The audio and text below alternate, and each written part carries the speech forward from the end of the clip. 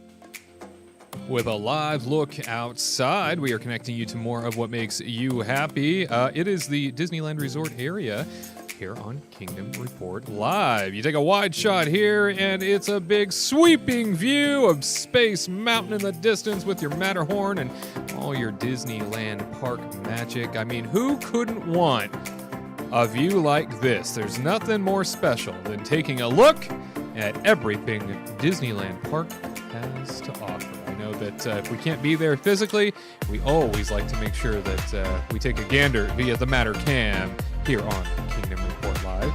Well, hello everybody. It's Wade Heath joining you here from the Kingdom Report Live studios, where so much is going on, so much there is to speak of, and hopefully you are ready to settle in for some trusted theme park perspective, courtesy of our dear friends who are socially distanced, because that is what you do and health and safety is paramount. We have from AttractionFaction.net, Katrina Manzone and Tyler Crouch.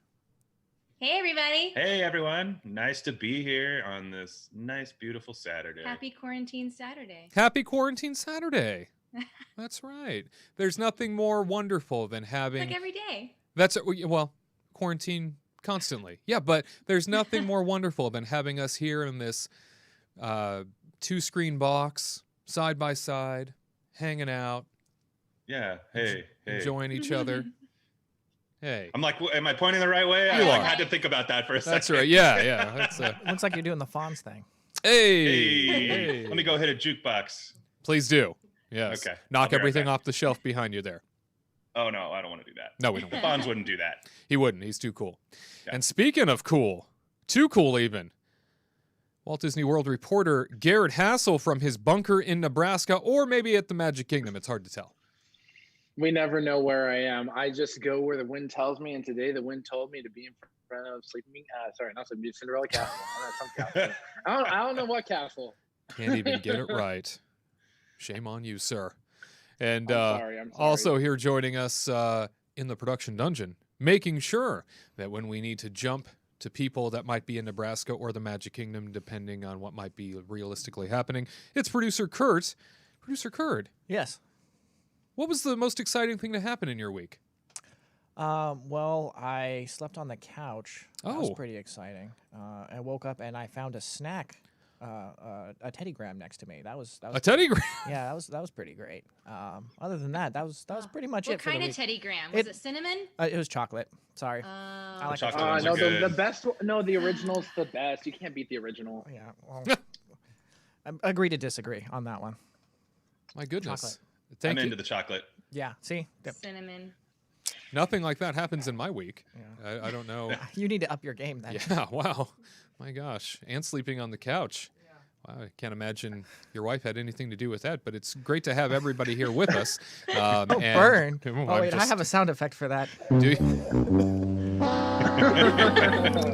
There we go. I was going to bring that in. This quarantine lifestyle, it's stressful on all of us. So whether you're sleeping on the couch or whether you are snuggled up to someone close to you, we are grateful to have your listening ear and your viewing eye as we cover Disney parks from coast to coast, covering the big stories that are breaking and the ever-changing environment of Disney parks. I know there's a lot to get to always, and today is no different, which is why we start with this story.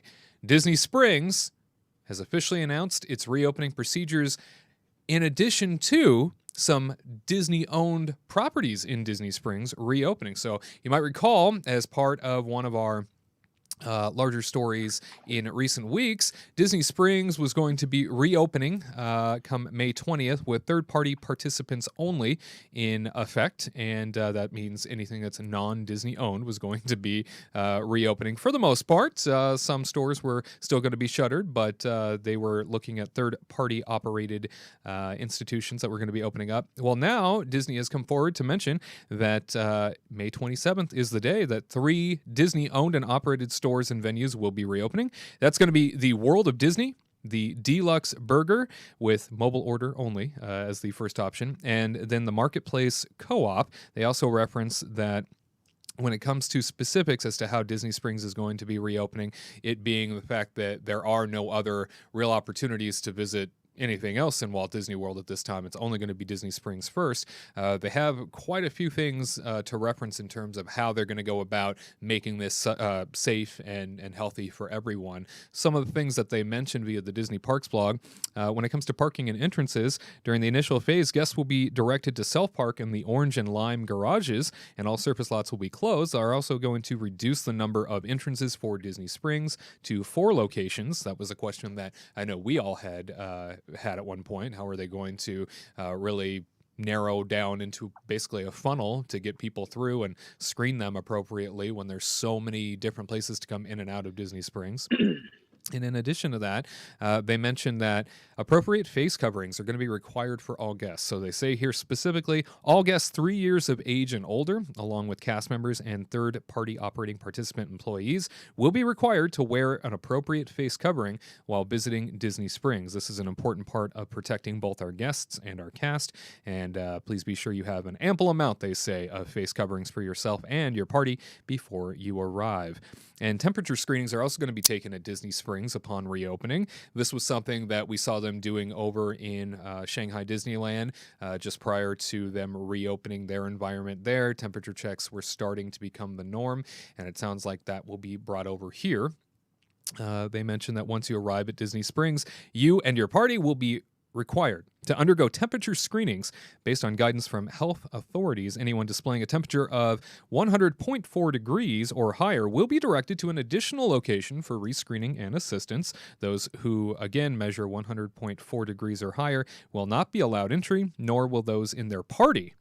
That's interesting. I encourage you, the vice president of Disney Springs says, to check temperatures of yourself and your party prior to leaving home as an extra layer of precaution. And then, of course, physical distancing as well as capacity measures are going to be in effect for Disney Springs when it reopens. To maintain appropriate physical distancing throughout Disney Springs during the initial phase, they will be limiting the number of guests visiting the property as well as within each location. In addition, ground markings will help promote proper distancing while queuing is necessary. They say they will also add physical barriers in select places where it's difficult to maintain physical distancing. They want to do cashless transactions as much as possible, so keep your cash in your pocket and do everything digitally as much as you can. And then on top of that, they are stepping up their cleanliness. So this all just came out here very, very recently. In fact, within about an hour or so of our broadcast, this hit. And so now we have a little bit more clarification as to how things are going to sort of pan out when Disney Springs opens.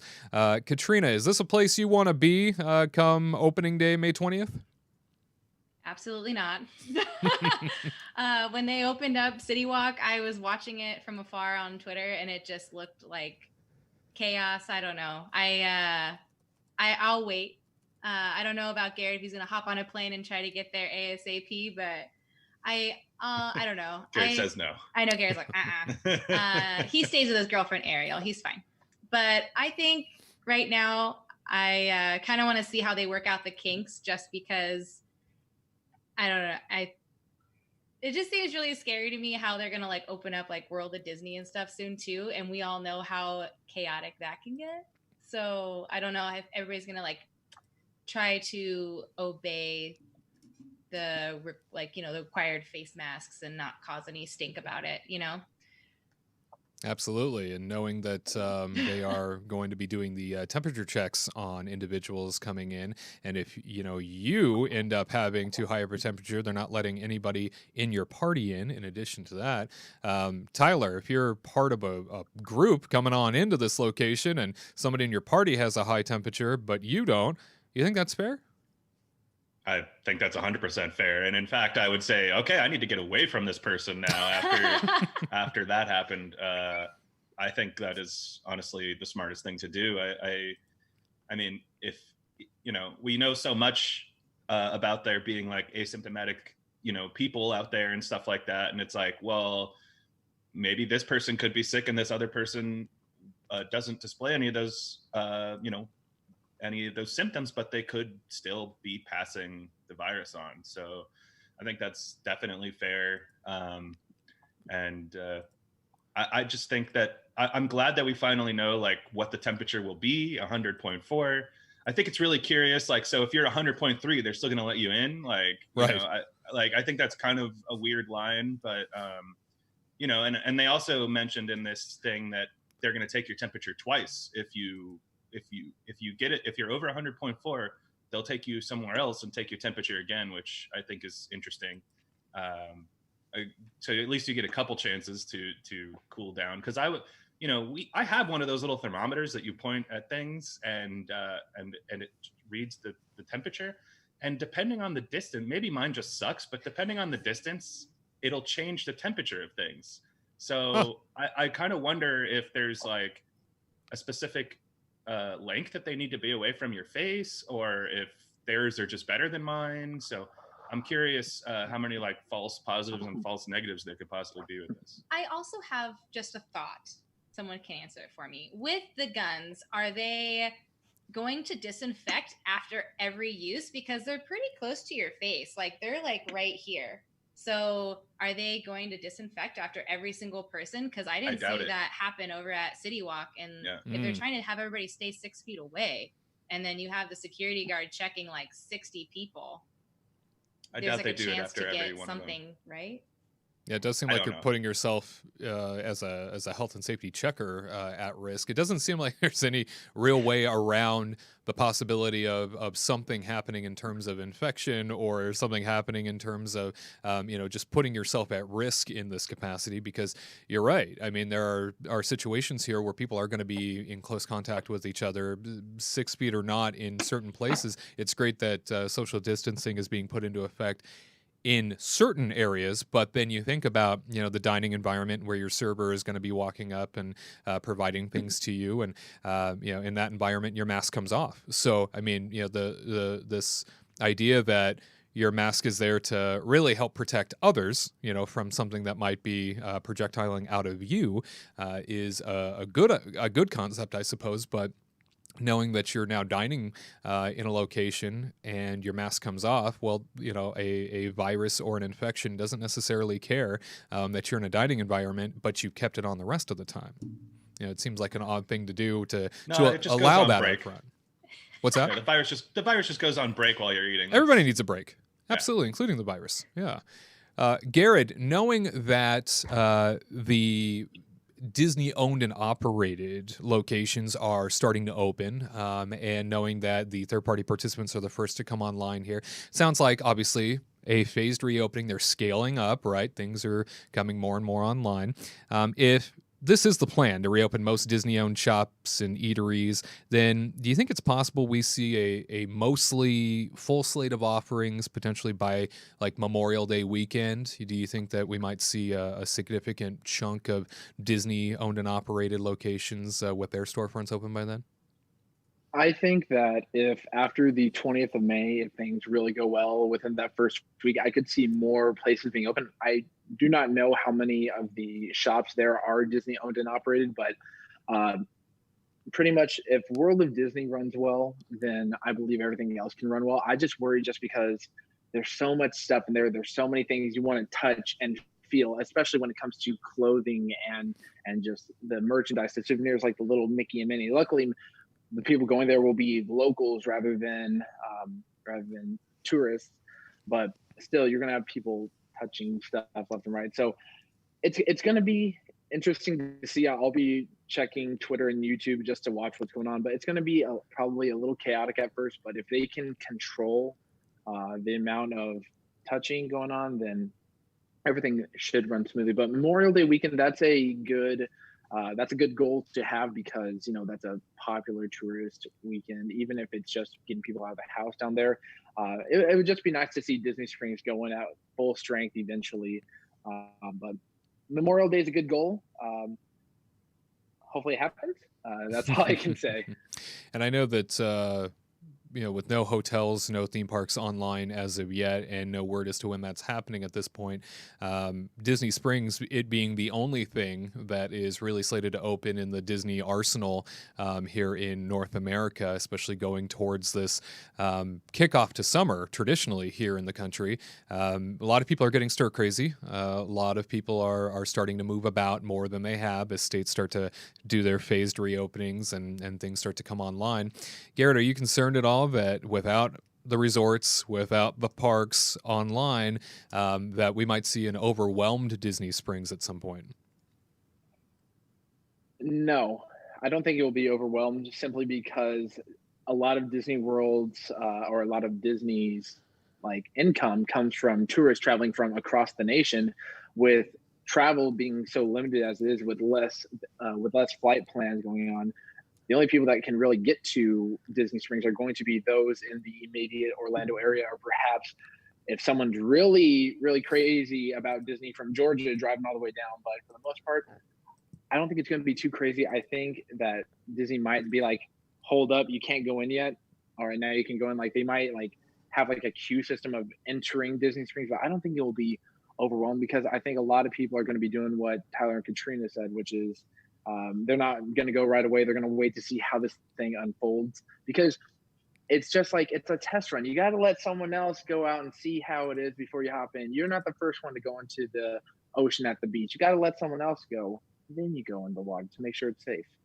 And Tyler, Katrina, you guys were monitoring the Universal City Walk Orlando reopening, phased reopening. How did that go? Was it bombarded, or were there any concerns there?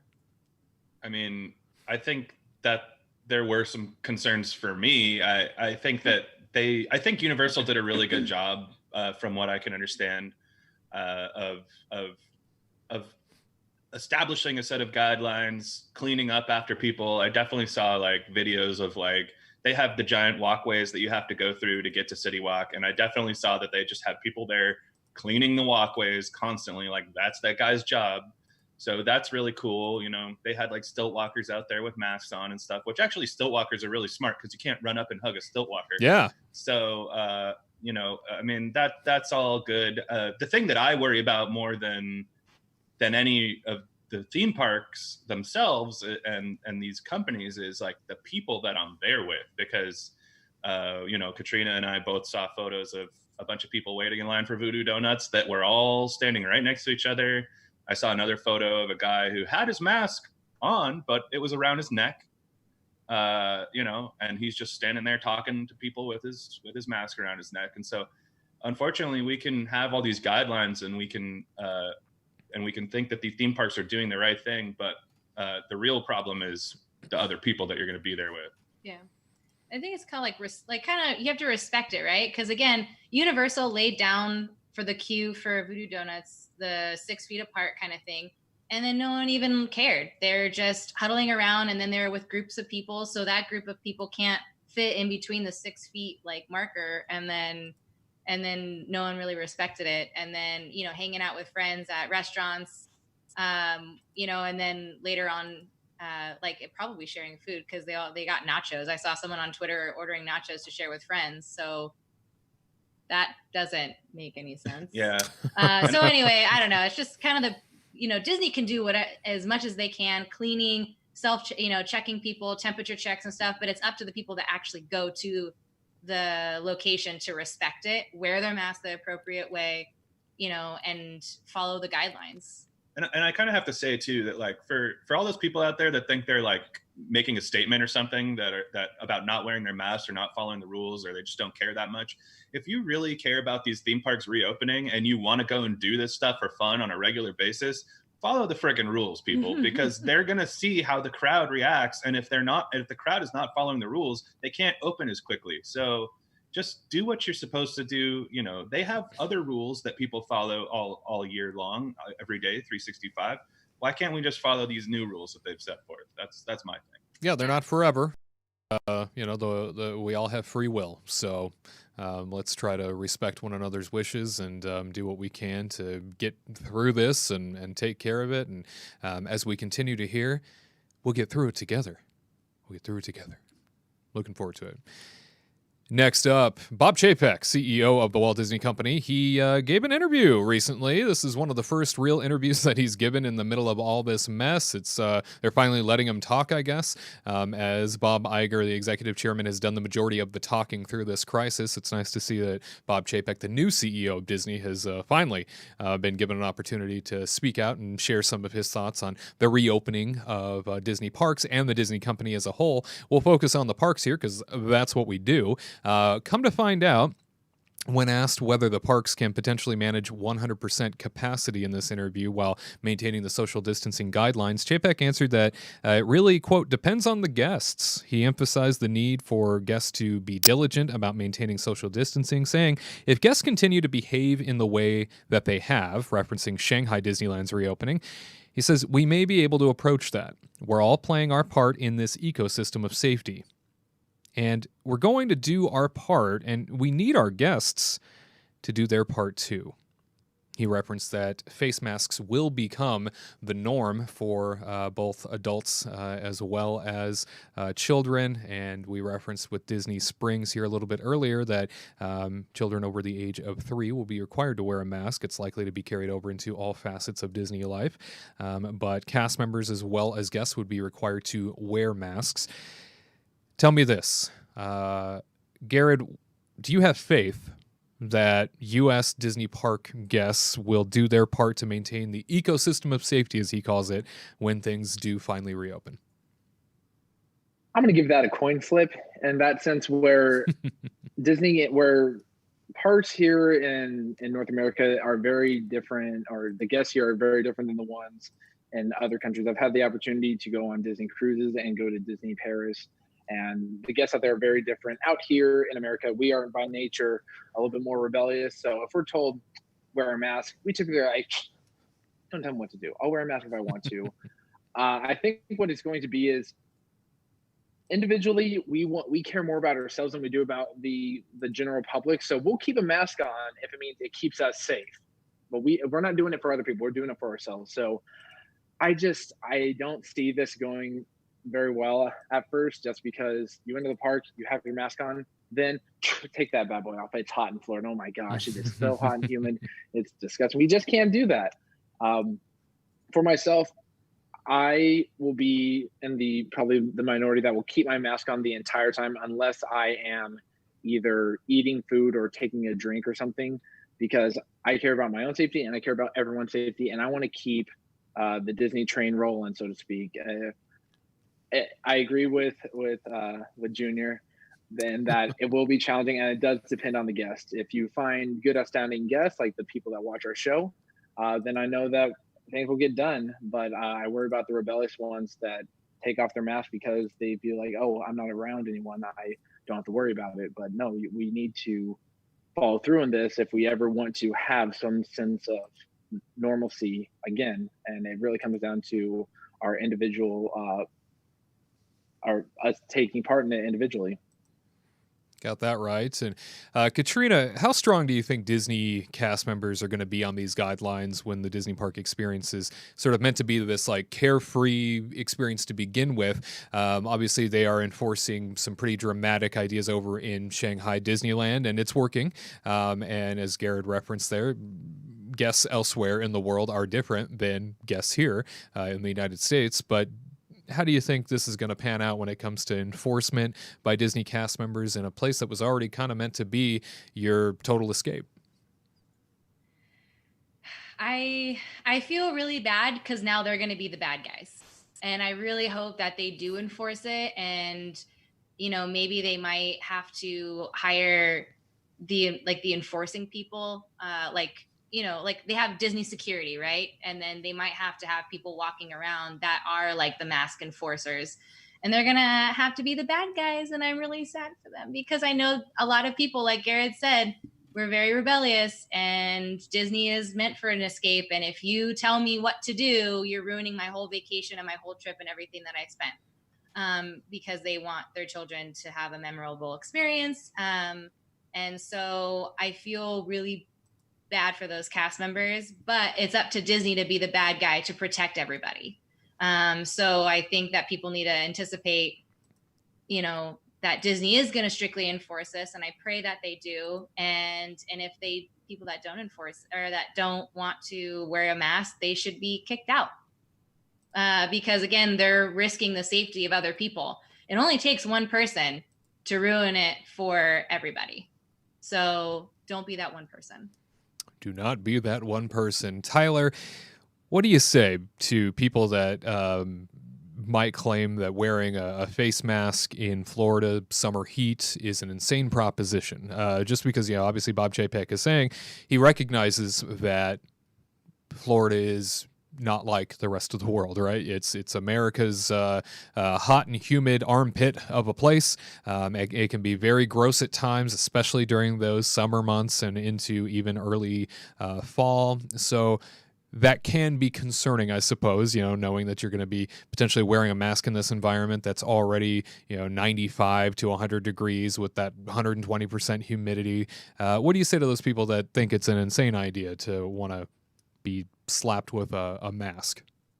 I say stay home, get out of my way and let me enjoy myself. That's honestly my 100% opinion. I just think that if you are going to be so selfish that you can't even, am I excited about wearing a mask in Florida? No, but if you're going to be so selfish that, you can't even do that for a little bit of time, then get out of the way, man. Let the rest of us just have a healthy life. Because what really bums me out is like, how many times you're at the parks and you kind of see somebody doing something maybe they shouldn't be doing, and it kind of irritates you a little bit. Now it's going to be even more irritating when these people aren't doing what they're supposed to be doing because your health is on the line. Yeah. And it's literally people just kind of almost spitting in your face, in my opinion. Just, do what you need to do for everybody. And again, I'm not looking forward to it. It's not going to be fun. But hey, at least I'll save money on sunscreen. We're gonna get like the stupidest tan, but it also is a lifesaver because those love bugs, when you're on a ride, if you have the face mask on, they're not gonna get in your mouth. That's true. Think of the bright side. What a great point. You're right. Always think of the bright side. That's our Katrina. Sunshine, rainbows. Bless you, sweet unicorn. We're very grateful for you. Another big story this week is that a Walt Disney World vice president who is on the Economic Reopening Task Force in the state of Florida has sort of underscored the fact that they may have pushed the goalpost to July for reservations, but that does not mean that Walt Disney World is reopening come July. It is something that we've seen time and time again where it looks like throughout this process, they have moved the reservation window a handful of times to try and keep up with what's going on in real time. They obviously want people to visit. They obviously want people to be able to book their vacations. And unfortunately, as things progress and as our situation continues to unfold, they are having to react sort of in that real-time atmosphere. And now it looks like reservations for Walt Disney World, both your hotels as well as your dining options and stuff like that within the parks, those have all been pushed out to the beginning of July. And Katrina, we've watched as month to month the reservation window has moved, as I mentioned, and with Disney Springs likely back near, some semblance of full capacity or at least half capacity by the end of May. Do you see this as the last time this window gets adjusted from like a travel person's perspective? No, I think they're gonna just keep pushing it. I know Chapek is a money person and he really wants those reservations. And he will do everything he can to try to get those people to start booking again. I mean, that's what they did for June 1st reservations, right? They tried to give people a little, like the travel agents especially, like a little enticing thing to get their bookings to extend out. So when they cancel reservations from like March to May 31st, they offered the free dining plan if they decided to rebook their reservation starting June 1st to September something, which is silly because what's one day? If you had a reservation on May 31st, what's the difference of June 1st? They're trying to push it to get that summer money in. And then they quickly got rid of that a couple weeks ago, or like a week ago. And because they pushed out all the reservations to July 1st, and then there are rumors that they reached capacity for reservations for the June month. And so now they're stopping it and just doing it in July. But honestly, I think it's just silly for them to keep extending it out over and over and over again, because now you're making it harder on the guests and the travel agents to rebook dining, rebook fast passes, because they're not honoring any of the fast passes that you booked in June. So it's just heartbreaking. And then I have to mention that, like, I had a client and it was his first time going to Disney World with his girlfriend and her son. And he went when he was a kid. He was super excited to go to the Poly. And then he called me up and he was just so distraught and upset. And because he had to cancel, his reservation was the first week of June. And he was like really hoping, and I was like, well, we can always try to rebook it, but again, like he said, when? Because July, who knows if July, and then we have to rebook all the fast passes, and like, how the heck are you supposed to get Flight of Passage fast passes again? It's just, it's really never, you're never going to do it. We were so lucky to get some really amazing fast passes for him. And there's no way to just keep rebooking it later down the road. I think that they should just not accept any reservations until at least like a later date, like August or something, because keep pushing it June, July. It's just now starting to be annoying. So I think that they are probably going to extend it out again. Because I don't see Disney World opening the first week of July the way it's going now. Especially going into, the 4th of July holiday and stuff like that. I mean, you're anticipating, I suppose, an even bigger crush of humanity because it's a holiday week, and going into that is going to be its own operational hurdles, especially if you're trying to reopen things for the first time potentially. Gared, the OC mayor, Orange County mayor in Florida, said it was realistic that Disney World could reopen in June. So I'll play devil's advocate here. We just heard Katrina say she doesn't think it's going to reopen in July, that it might even get pushed out reservation wise to even perhaps August. How likely are we to think potentially that we might be surprised with a June reopening? Playing devil's advocate, maybe this is a strategy, right? Maybe they have pushed this window out to the beginning of July, and then maybe are reopening for locals, maybe a trial process. Disney World being such a big place, maybe they are looking for a bit of a scrimmage first before they really legitimately open up those reservations for the masses. What do you think?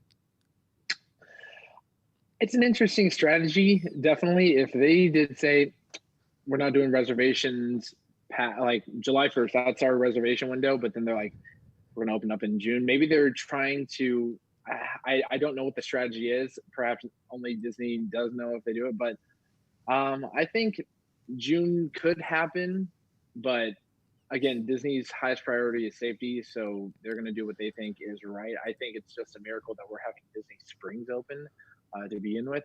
But if it was June, I think what they might do is sort of like a trial run, like what they did with Shanghai Disney, and they allow cast members and their friends, as well as maybe annual pass holders, to come and pretty much they do the trial run of pretty much showing the distancing in the parks, like what we've seen in Shanghai Disneyland.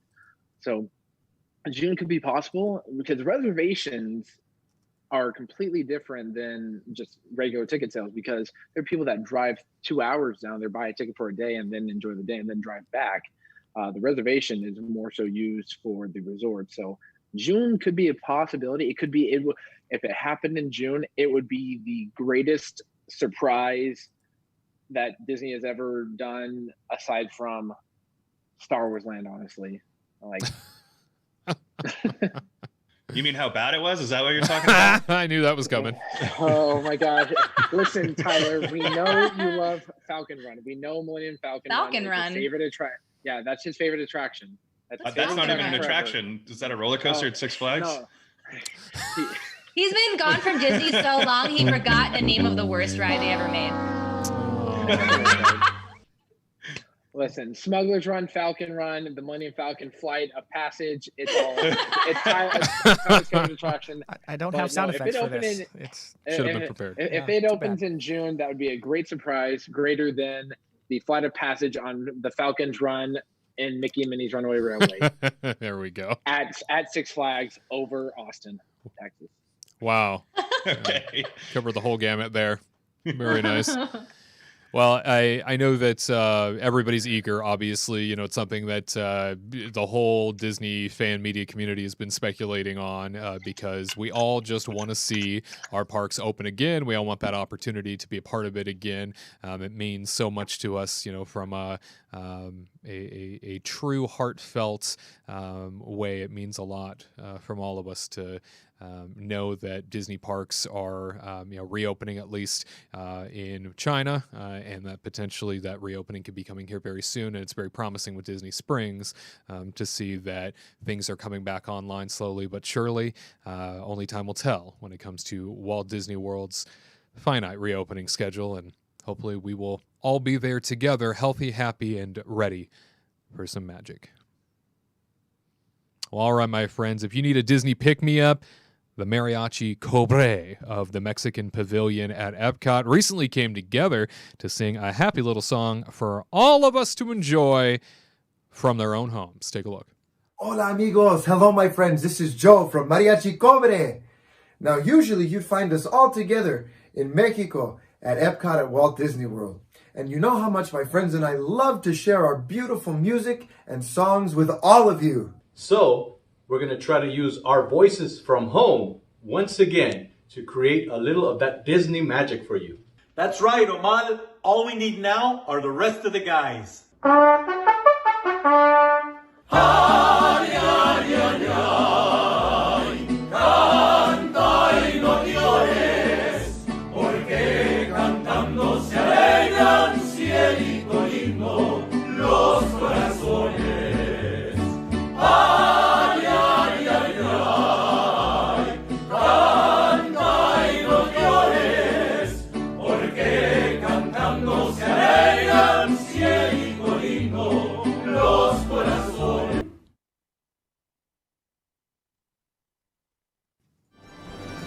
Kingdom Team All Call time. You know what this means, right? Well, you got questions, we got answers for you. And if you have questions for us, make sure that you get them sent on over to us at kingdomreportlive.com or at Kingdom Report Live on social media. You can also leave any sort of comments that you have for us via our YouTube channel over at The Kingdom Report on YouTube. First question this week comes to us from Wake Up Jose.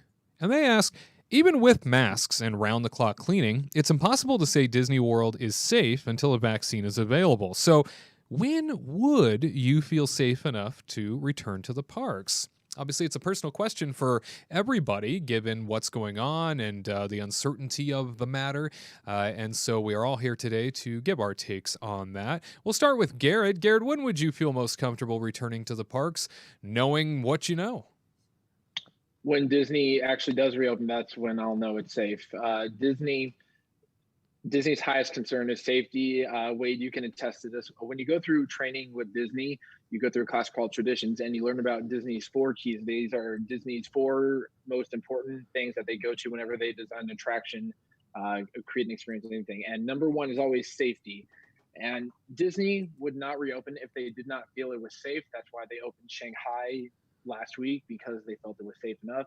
So when Disney gives the green light saying, hey, we're going to reopen the parks, granted it will be in a new quarantine mode, I will feel safe knowing that Disney has done everything they can to make it safe. Granted, without a vaccine, it's not perfectly safe, like you said, Jose, but I'll feel safe when Disney gives me the okay, because I know they've gone through every possible scenario that they can to try and make it as safe as possible. What it really comes down to is the individual. and how we help keep that plan implemented. So when Disney opens, that's when I'm going to feel safe and good to go. Tyler, let's jump over to you. Are you somebody that subscribe to that concept of, hey, parks are open, things are safe according to Disney, I might as well join them? First of all, let me say buenos dias, señorita. And then I have to disagree with Gared. Like as I was saying earlier, Disney can make it as safe as they possibly can, but I just am not going to trust the other people that I'm there with, really, necessarily. Like the other guests, it's really the guests that I am worried about more than Disney. I really do think that Disney can do everything in their power to make this as safe as possible, and they can make these rules, and they can have people without temperature. They take your temperature and everything, but I just don't know if I can trust the other guests yet. And I think that's why, for me, it's going to take me maybe a couple days before, and I'm going to take the lay of the land and look on social media, see this anecdotal stuff. I know it's all anecdotal, but at the same time, that's a funny word. But at the same time, I'm going to take it in a little bit before I show up, because especially like day one, how many people are going to be really following the rules? Day one of City Walk, I saw a number of people not following the rules. So it's one of those things where we have to I want to test it. I want to see how the waters play out. Very good. And Katrina, are you somebody that's going to leave Tyler sitting there so that you can finally get back to Walt Disney World? Oh my goodness, I can't leave my babe behind. Oh, but anecdotally, I'll go without you guys. You live there. You're fine. Yeah, you're gonna teach us anyway. Yeah, no, hey, don't worry. I'll FaceTime you guys from there and show you how magical it is. That's cool. Wow. I would say, for me, I would want to wait until reports are out, right? Because they can open within 4 days. I'm not going to feel safe until probably a couple weeks when they find out how many people caught it or they didn't catch it, just to see what I would wait until there's reports coming in. Because when was it Georgia opened or something, they opened up full, they noticed 1,000 new cases within the first couple weeks. So I'm gonna sit back, relax, and wait for about a month or so until new reports come in and see how it goes. So perhaps a month out for you and producer Curt, if you have the opportunity to visit Disney World, say it reopens in July 1st, are you planning a trip or are you going to hold out? Well, I mean, I already have a trip planned for next year. Yeah. And as it's going right now, I'm probably going to still go on that trip because I think by then everything should be situated. Would I go back right when they reopen? I don't like to go anything right when anything reopens. That mad rush, even if we had a vaccine and everything, I wouldn't want to go there just because there'd be so many people, it'd be so crowded, and I don't want to have to deal with that on a normal basis. So add a virus on top of that, no thanks. But I think that they'll try to make it as safe as they can. You just got to wear the mask. You got to be diligent. And I mean, if I could go to Disney World right now, I probably would. Oh, yeah. Let's go, Curt. Yeah, let's go. I would be there right now if it was a possibility. We'll send you and Gared together. All right, we'll have a good time. I like that idea. Absolutely. Yeah, we'll send those two in first. You show us it's safe. Absolutely. Report back. Yeah. So you'll we're be like the guys in the third Indiana Jones that we keep sending in over and over again, and your heads get chopped off, and then we'll be like, "Oh, it's not safe yet." Not yet. So we're the canary birds. Spoiler alert! The I canary haven't gotten there yet. Oh well, it's been 30 years, so I don't care. Kick it into gear, Gared. Jeez. But I will say, when it comes to this question, this whole idea of are you feeling comfortable, feeling safe returning to the parks when they do officially open? I'll say this as somebody that has been a part of a lot of one-day only limited opportunity, new experiences for Disney on the operational side, as somebody that was a Disney leader for a number of years that was responsible for trying to execute these new and exciting things and these one-day things, these limited experience things, to be a part of something that is basically like a grand opening of a theme park again, especially knowing that it already has such a built-in love of such a huge group of people that obviously they're going to want to be there. I'll tell you from my perspective, I will not be there opening day. I will probably not be there for opening month, just because there is an awful lot to consider in those first few weeks, and that really plays down to Disney trying to get it right. Disney trying to fix the errors and the issues, because this is all unprecedented, right? This is all territory nobody's traveled through before. And I find that when Disney has something new to open, even with the best of intentions, things do kind of fall apart right at the beginning. Things are kind of messy to start with. Walt Disney himself will tell you that of Disneyland's opening day. Things were just pandemonium. Things were in meltdown all over the place. In fact, all the critics said Disneyland probably won't succeed based on that first day and how terrible it was. I think that Disney will have a lot of time to plan and plot, and they have the Asian parks to use as reference, as Bob Iger had been saying. So that's really helpful. But, we're a different beast over here. And I think that until even capacity, because they mentioned that they're going to be reopening with limited capacity all over the place, until capacity even gets back online to a place that's much more full and much more is being offered, I don't think it's really even worth much of a trip until I know that I can do all the things that I want to do. So, it's nothing personal. It's nothing angry or upset or emotional. It's just more of a, I'll wait for them to get the kinks out. And then hopefully while they do that, things will start opening up in more and more capacity, and I'll be able to enjoy myself. I'll be able to plan that trip accurately and be able to do all the things that I want to do. So great question. Thank you for that. Wake up, Jose. All right. Next question comes to us from Becky Atwater, and she says, what do you imagine Disney Cruise Line will be like once it reopens? Would you go on a Disney cruise this year? Getting a lot of questions from our audience about, because you can tell what's in their minds, right? Should we plan? Should we go? Should we try this? Should we do it? And so people are looking for that reassurance of, is there comfort there? Do you think it's the right thing to do? They're looking for that validation. They're looking for some sort of guidance on this. And we'll jump to you first, Tyler. Disney Cruise Line obviously is one of the biggest, most award-winning family cruise lines in the world, known for its cleanliness, known for keeping things spick and span and beautiful and state-of-the-art.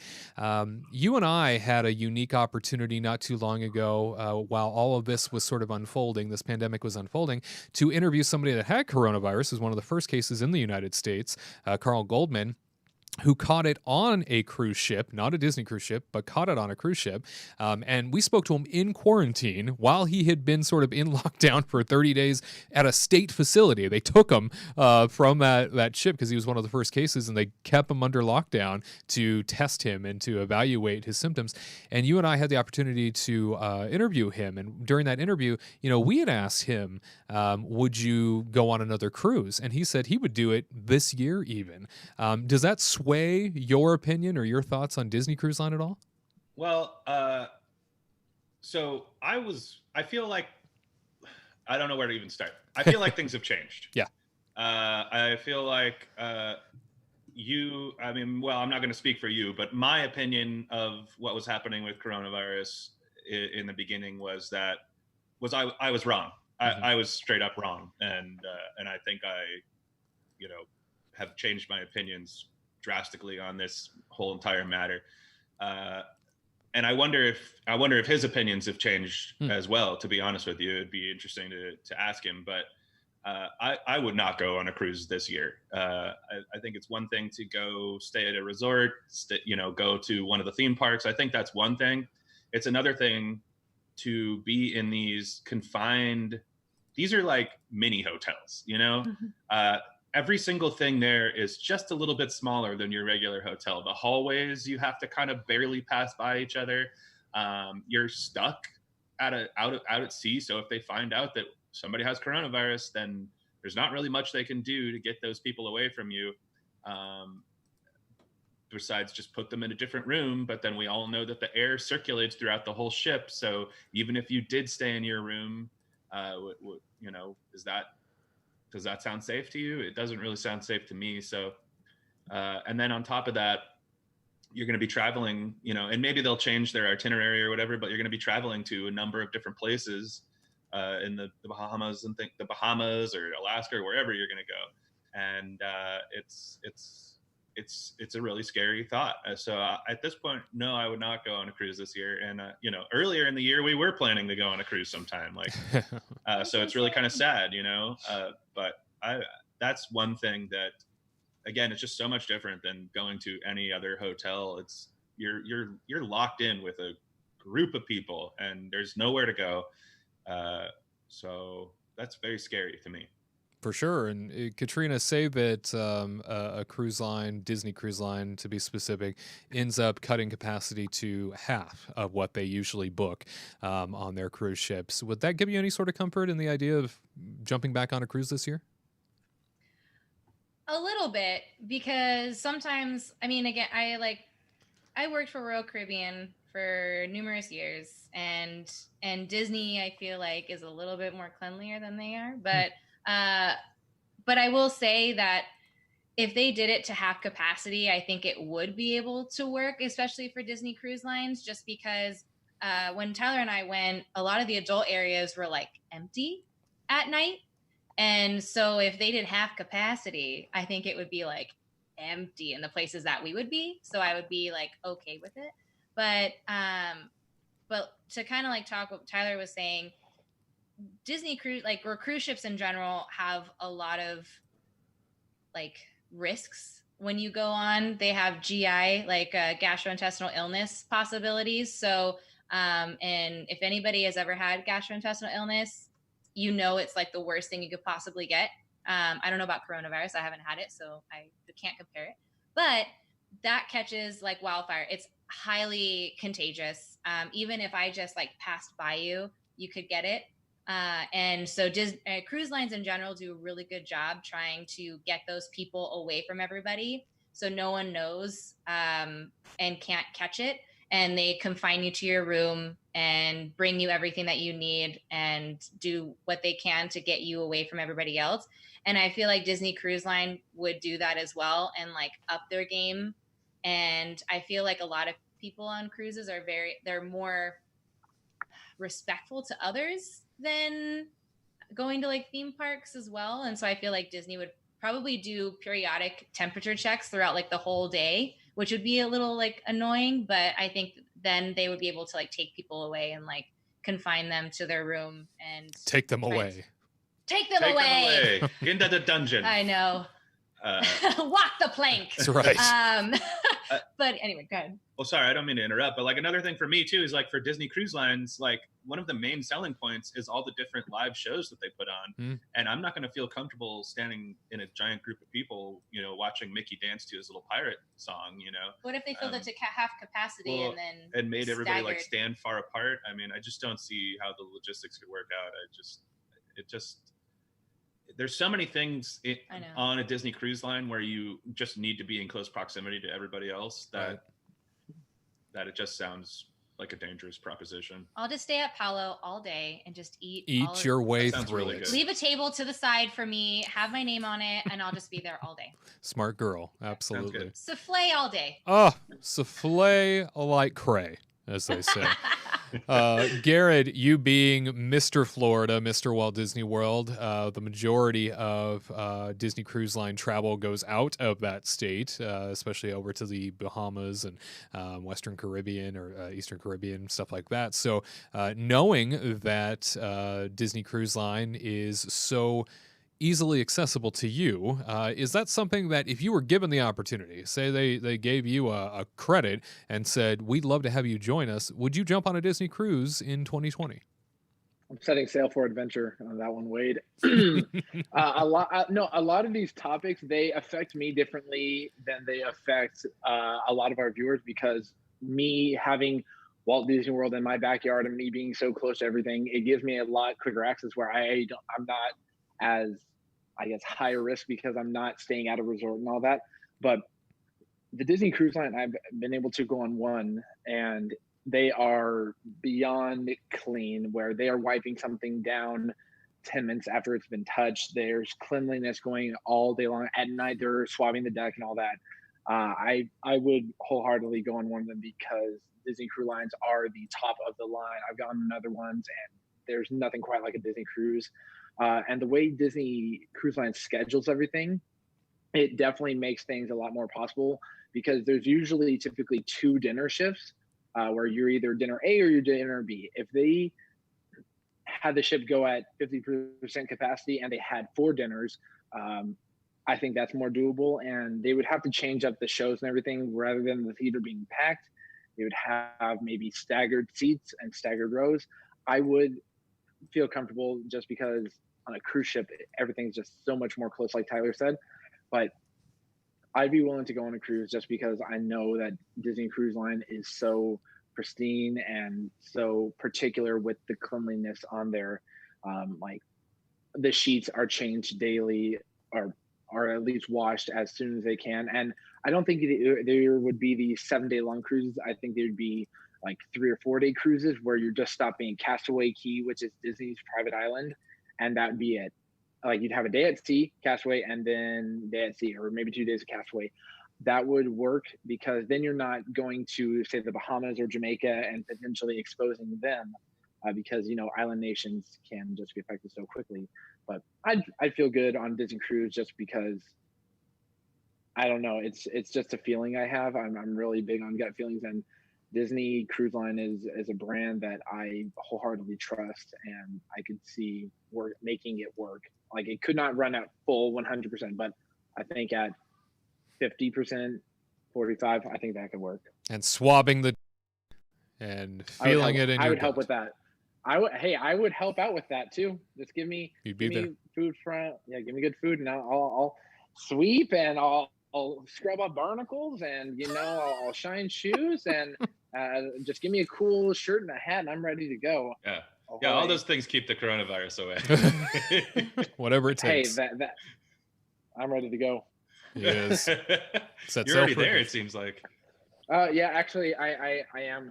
Looking very tropical. Oh. Oh, there's a clock. Oh. Yeah, I'm at Castaway Cay. See, it's time to sail. That's what that shot just showed.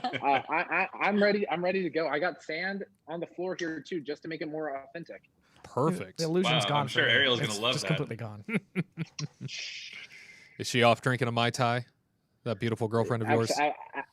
Actually, it's a rum and coke. Oh, I see. Got it.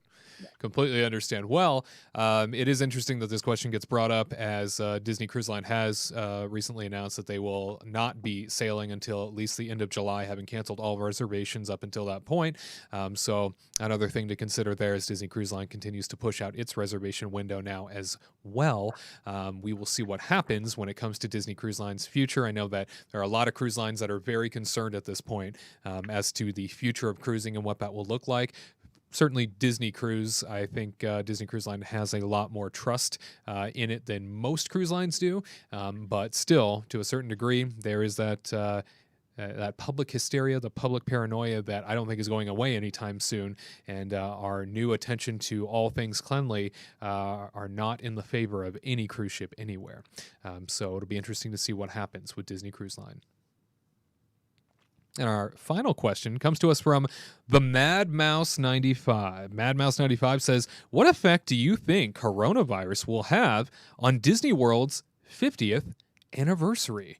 It's a great question because we are on our way into the big 50 for Magic Kingdom. And I know that Walt Disney World was gearing up with all kinds of projects and all kinds of new ideas and concepts to push forward into their golden anniversary year. We saw what happened when Disneyland had its 50th anniversary. It was a celebration globally. It was a huge deal. Do you guys think that we might be on the cusp of a downplayed 50th? I think that's really sad to even, put into words there, but I just don't imagine that all the spending is going to be there like it was. All the plans are going to be there like they were because life has changed so much. Katrina, what do you think? Well, I am going to think of Chapek for this one. Okay. And he loves money. So he's really going to hype up this whole 50th thing, but not give anybody anything in return. So he's going to try to talk about how great the 50th is. You guys should come and visit, spend money. He likes money. And and then maybe do like really cheap things to make it seem special, but cut back everything that they were planning to by like half to save money, but then earn money from people visiting. Does that make sense? Interesting. Not really. I don't know. That's how I feel. Like, I think it's going to help them with people coming to visit because it's like enticing someone to go because it's like, you know, once in a lifetime kind of thing because you can't celebrate 50th anniversary twice for Magic Kingdom. So people want to go visit if they're Disney lovers. But then, you know, I don't feel like Disney's going to put a lot of energy into or a lot of big things for the 50th anniversary because they're going to try to still save money. Sure. So they're going to try to like half-ass it. Yeah, so perhaps pivot to less of a capital investment type anniversary and more of a probably nostalgia. I can see that being more of the marketing idea now going into the 50th is let's just play up a nostalgia because people love that and people will remember how special it all was, Like, and then yeah. just try and stay on that strategy maybe. I want to say like what they used to do for annual pass holders, right? So they used to do a renewal party for California annual pass holders. That was all hunky dory and beautiful. And then they took it away. And instead they did like a month and you can buy a popcorn bucket and then get refills. And that's how they were able to respect buttons and AP days. Yeah, AP days. So like you get a free button and you have to pay for a popcorn bucket, but then you can do dollar refills for a month. I think that's days. I think that's what they're going to do for the 50th anniversary. They're just going to make a whole bunch of merchandise for people to buy and do popcorn buckets or something and not do like a party or, you know, special, really cool special events with like performers and stuff because that costs more money and there's no revenue. So maybe a bit on that approach and just really sink all of the creativity into the merchandise. Tyler, what do you think? Yeah, I think it's going to be all merchandise and maybe some special food items, but that's probably going to be the extent, unfortunately. Churros? I hope they don't get on board with that churro thing that we do out here in California. I guess they're the ice cream. What? They're like what the ice soft cream? serve. They like doing soft serve. Oh, sure, yeah, maybe. But I just think that it's not going to be nearly as big as they were planning, unfortunately. And I mean, I think it's already been affected, honestly, because at this point we should be in Disney World seeing the newly painted Cinderella castle and everything, and we don't even get to see that. They continued to paint it after they closed, but I don't think any of us have really seen the finished product, especially in person. So yeah, I mean, it's already been affected and it'll continue to be affected, unfortunately. And then I think, if I'm not mistaken, it's like October 1st is their opening date. So that's like supposed to be, yeah. So, you know, at that point, they're going to have to kick it into full Halloween swing if they're going to be open for that because they're going to have to get money through their Halloween parties and stuff like that, which how is that even going to be affected? Are we going to be able to pass out candy? And, you know, that's a whole nother subject, but one celebration at a time, Tyler. I know, I'm sorry, but I never really considered that one. But yeah, I just think that they're going to have a lot on their plate when they reopen, and I'm just not seeing massive celebrations. Yeah, that's a sad thing to hear verbalized there. Gared, Mr. Walt Disney World, it doesn't look like Cinderella Castle behind you has been touched up like we were told it was. So you're calling me a liar? I don't know what's going on back there. But what do you think? 50th anniversary celebration for Magic Kingdom. Are we going to see far less of a celebration? Far less. That's up to the imagination. The one thing Walt Disney World does have is October 1st is the 50th anniversary. Disneyland is in the summertime, so they had that whole thing. But if they push it back until October 1st and then start the celebration on the actual 50th and then run it for 2.5 years like Disneyland, it can work. I also find it interesting how Disneyland went through the Great Recession and ours is going through the Corona epidemic. So clearly Disney has a way of picking great times for 50th anniversary.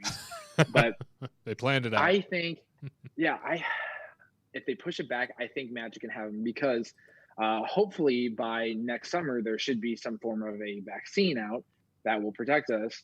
And once a vaccine comes out, then you can start streamlining things a lot faster because there's not as much of a health risk. There's still some, but that aside, they probably will downplay some things. Tron, Light Cycle Run, that's still going to be put out. I imagine Guardians of the Galaxy is still going to be done. Epcot, hit and miss, but Magic Kingdom, I could imagine that may be good to go. You don't have to have the Halloween stuff. I don't recall how Disneyland did when it was Halloween time during the 50th anniversary, but you can still. I don't think they had parties yet. Yeah. Oh, okay. Well, listen, maybe this is the year without the party and just put all the focus on the 50th. I would honestly do that because that would lose so much revenue for them. They put out these parties for months. These parties last for months, and I can't. They started in August, for God's sake. It makes them so much money. I can't even imagine that they would cancel the party. Listen, right now people are going to take what they can get. Do you want part of a cookie or do you want no cookie at all?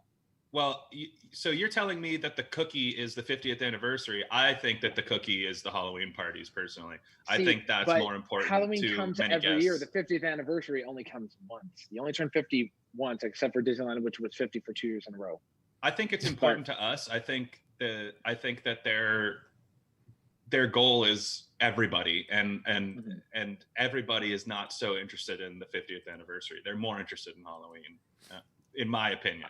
I disagree.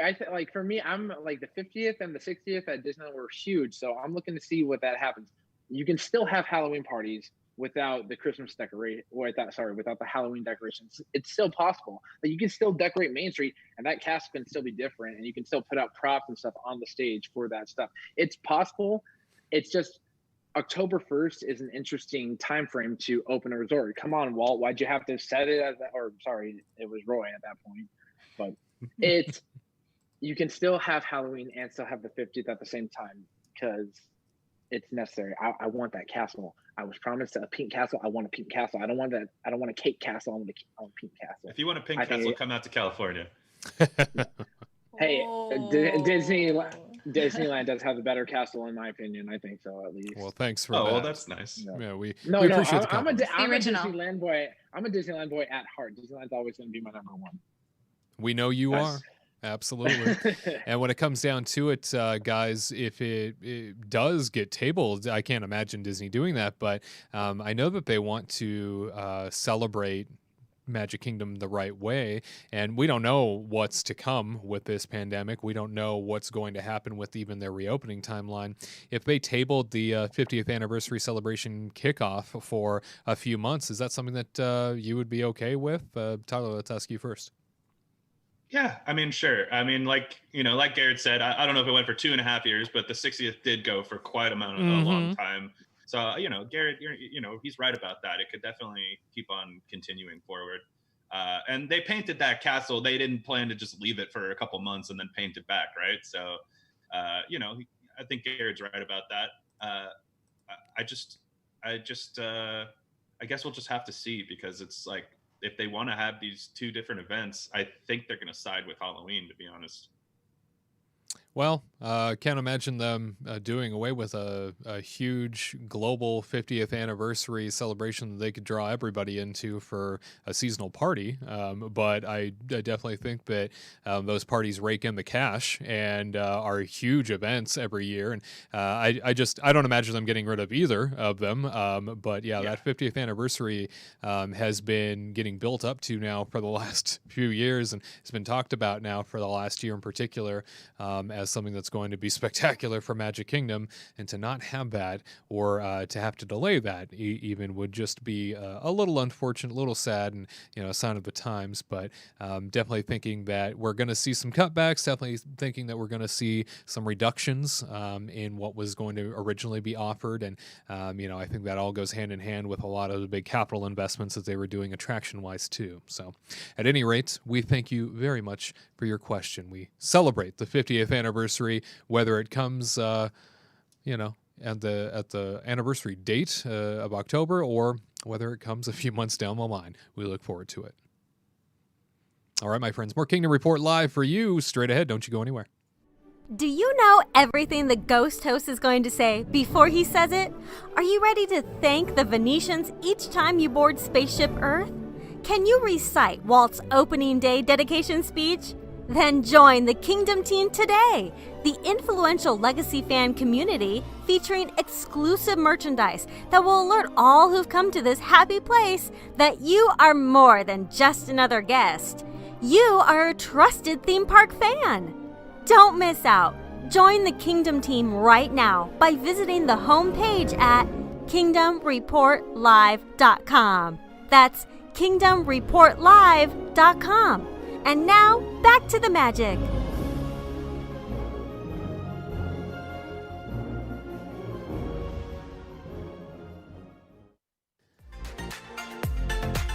We take a live look outside at 1:10 a.m. If you've ever wanted to know what it looks like at the Disneyland Resort in the middle of the night, we have this amazing capture for you here, a video that they... Oh, and there goes the monorail in the middle of the night, too. I wonder who it's picking up. But this is a shot from the Mattercam. It does go 24 hours a day, so we wanted to show you a brief clip as to what things look like in the middle of the night, because you can watch the Disneyland Resort in the middle of the night if you want to. So hojoanaheim.com is where we get that shot from, and you are welcome to take a look yourself.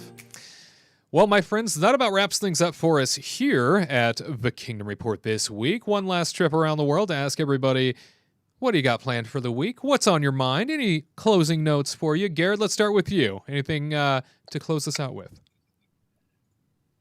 Yeah, just everyone keep remaining to be safe and be healthy, keep being active. I think the main thing is try and find something for yourself to do. Like keep yourself going. Don't just sit there and stay stagnant. Try and expand your mind. If you have free time on your hand, hey, learn another language. That's what I'm thinking about trying to actually learn French finally. Rosetta Stone? A few times. Yeah, I'm honestly because I work for Marriott. We have a free Rosetta Stone, so I'm going to ask about that, because if I can relearn French, then I will do a French-only podcast. Probably not. For all of our French listeners, I'm sure that brings them great relief. So thank you for that. Hey, all three of them. Yeah. And if you were to say goodbye using the French language that you know so far, what would you say? Au revoir. Oh, wow. Thanks for that. Yeah, appreciate that. Yeah. If you say adieu, that means like a final goodbye. We don't want to say final goodbye. There's no such thing as a final goodbye here. Absolutely. I don't know how to say see real soon, but au revoir, mon amis. You jump on that Rosetta Stone and figure out how to say see you real soon for next week, please. Tyler, Katrina, closing things out, anything on your mind? Yeah, I mean, so like this week, in the past week on Twitter here on Attract Faction, we've been posting a bunch of different old photos from Universal Studios so far, but I have some old stuff from Disneyland and stuff as well. I think a couple Disney World things. So I'll be posting that stuff. And then also I finally found this videotape that I've been looking for like 3 years now, of an old show that was only one summer at Universal Studios Hollywood called Spectra Blast. And you can go check that out on Attraction Faction's YouTube page. So head on over, go and see like a legitimate piece of Universal Studios Hollywood history. It was just a summertime show for 1994 that lasted for the 30th anniversary. And it was one summer, and a glorious summer it was. But go and check it out. Is that anything like Spectro Magic? No, it's a lot different. It's actually better, but in my opinion. Okay, I don't know if I'm going to say that. It's different. It's very different. It's they're just different things. One of them's a parade. One of them's like a nighttime spectacular. You know, fireworks, water, lasers, all that stuff. So. Okay. Fantasmic. Yeah, it's more like Fantasmic, honestly. Not as good as Fantasmic. Fantasmic is better, but I'll have to take a look first. Yeah. Before I pass judgment. It's a pretty interesting show that I don't think would ever happen again today, unfortunately. But go and check it out. Too raunchy? No, too. I don't know. I racist. Just don't see it happening. No, it's, you know, honestly, there's one character in that show that I think is perhaps a little challenged, shall we say. And I just don't think that they would have that type of character anymore in a theme park. But anyway, I well, you have sold it. I cannot wait to see this. I know, right? All these questions are really helping. The Attraction Faction YouTube channel. Cannot wait to take a look. Katrina, anything to send us off? Stay positive, stay healthy, do your best with what you can do while you're at home in quarantine. Thought maybe there was going to be a poem there. That was beautiful. Thank you. It felt like a Hallmark card. Oh, good. Yeah. Put my face on it and start selling it. Oh, that's a Katrina classic. Well, very nice. Well, we thank you all for your participation this week in making another Kingdom Report Live very special. And remember, my friends, we will be back here with you again next week, Saturday, 3 p.m. Eastern, 12 p.m. Pacific. You can recall something that I like to say at the end of every broadcast, and that is, when it comes down to it, the legacy of Walt Disney lives on because of people like you and me. You stay strong out there, and we'll be back with you one more time next week for an all-new Kingdom Report Live.